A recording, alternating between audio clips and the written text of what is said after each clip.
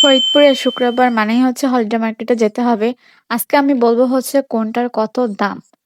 ফার্স্টে হচ্ছে একটা টু পিস দেখছিলাম যেটার দাম ছিল মেবি ৳৯০০। আর এখানে ৳৮০০, ৳৭০০ ড্রেসও ছিল। অনেক রিজনেবল প্রাইসেও ড্রেস পাওয়া যায় এই জায়গায়।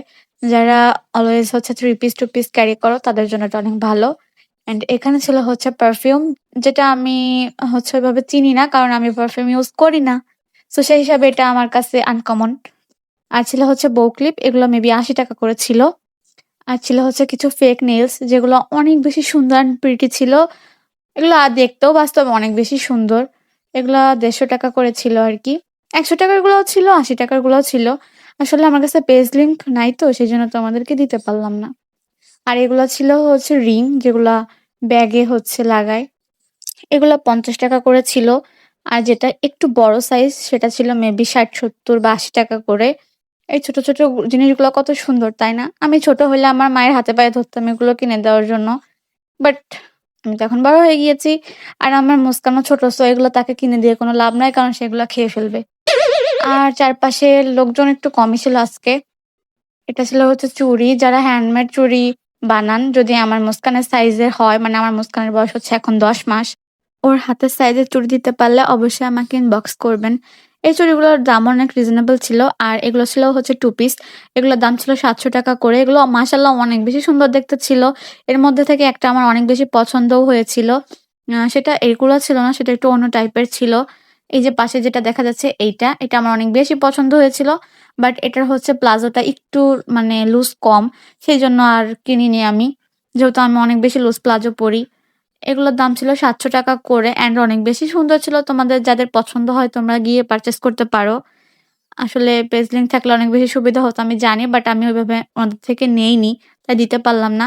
মাশাআল্লাহ এটার কি সুন্দর কালার অ্যান্ড কাপড়টা অনেক বেশি সফট, অনেক বেশি প্রিটি এটা। আর তারপরে ছিল হচ্ছে এই যে ভর্তা করে, এটাকে শিল নোড়া বলে মেবি।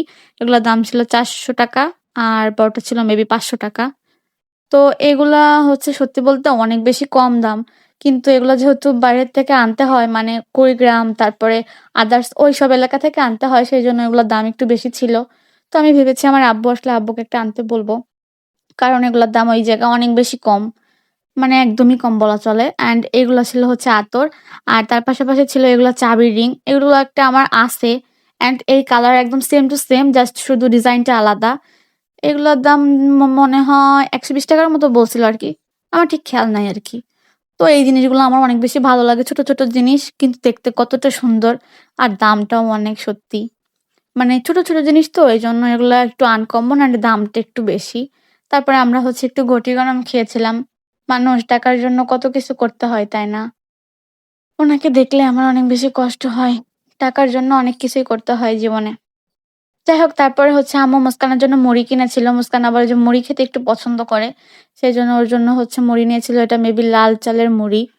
তারপরে আমরা গিয়েছিলাম হচ্ছে আ অম্বিকায় ফুচকা খেতে যাকে বলে। এই জায়গাটা বন্ধ ছিল। এখন আবার হচ্ছে ওপেন করেছে। অফার চলছিল তাই ভাবলাম যে গিয়ে খেয়ে আসি। ফার্স্ট এ হচ্ছে ফুচকা ট্রাই করেছিলাম যেটা আমার অনেক বেশি ভালো লেগেছে। আর তারপরে খেয়েছিলাম হচ্ছে চটপটি। আসলে চটপটি খেতে, খেতে এখন চটপটির টেস্টটা আসলে আর ভালো লাগে না। লাস্টে খেয়েছিলাম হচ্ছে বার্গার, যেটা আমার অনেক, অনেক বেশি মজা লেগেছিল। মূলত বার্গার আর ফুচকাটাই বেশি ভালো লেগেছে। আর তারপর ট্রাই করেছিলাম এই ছোট কাপকেক, যেটা আমার অনেক ভালো লাগে।